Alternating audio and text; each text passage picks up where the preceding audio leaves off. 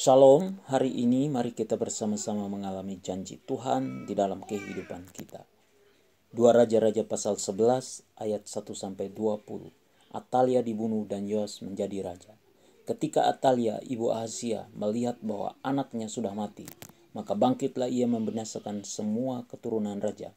Tetapi Yoseba, anak perempuan Raja Yoram, saudara perempuan Ahazia, mengambil Yoas bin Ahazia, menculik dia dari tengah-tengah anak-anak raja yang hendak dibunuh itu, memasukkan dia dengan inang penyusunnya ke dalam gudang tempat tidur, dan menyembunyikan dia terhadap Atalia, sehingga dia tidak dibunuh.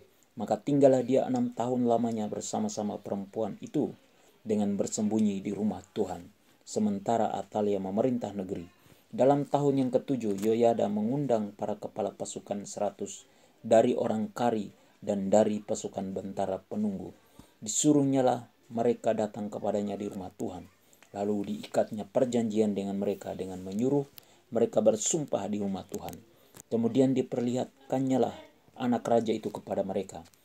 Sesudah itu ia memerintahkan kepada mereka, inilah yang harus kamu lakukan. Sepertiga dari kamu, yakni yang selesai bertugas pada hari Sabat di sini, tetapi mengawal di istana raja. Sepertiga lagi ada di pintu gerbang sur, dan sepertiga pula di pintu gerbang di belakang para bentara penunggu. Haruslah mengawal di istana. Dan kedua regu daripada kamu, yakni semua orang yang bertugas di sini pada hari Sabat dan mengawal di rumah Tuhan, haruslah mengelilingi raja dari segala penjuru, masing-masing dengan senjatanya di tangannya, dan siapa yang mendatangi barisan haruslah mati dibunuh. Dan baiklah kamu menyertai raja setiap kali ia keluar atau masuk. Para kepala pasukan 100 itu melakukan tepat seperti yang diperintahkan Imam Yoyada. Masing-masing mengambil orang-orangnya yang selesai bertugas pada hari Sabat bersama-sama dengan orang-orang yang masuk bertugas pada hari itu. Lalu datanglah mereka kepada Imam Yoyada. Imam memberikan kepada para kepala pasukan 100 itu tombak-tombak dan perisai-perisai kepunyaan Raja Daud yang ada di rumah Tuhan.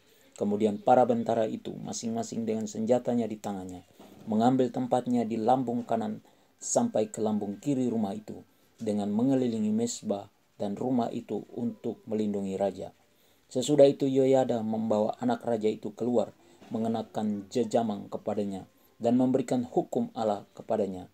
Mereka menobatkan dia menjadi raja serta mengurapinya, dan sambil bertepuk tangan berserulah mereka, hiduplah raja.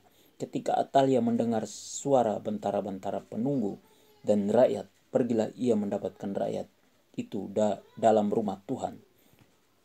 Lalu dilihatnyalah raja berdiri dekat tiang menurut kebiasaan, sedang para pemimpin dengan para pemegang nafiri ada dekat raja, dan seluruh rakyat negeri bersukaria sambil meniup nafiri.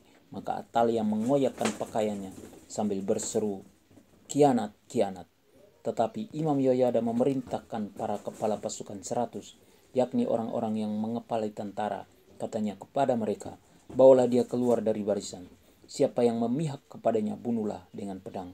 Sebab tadinya imam itu telah berkata, janganlah ia dibunuh di rumah Tuhan.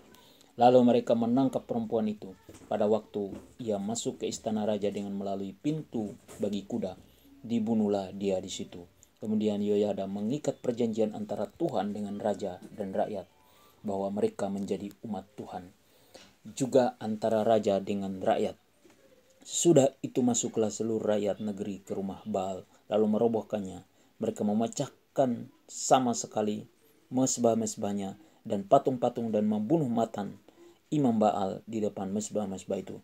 Kemudian Imam Yoyada mengangkat penjaga-penjaga untuk rumah Tuhan. Sesudah itu ia mengajak para kepala pasukan 100, orang-orang Kari dan para bentara penunggu dan seluruh rakyat negeri.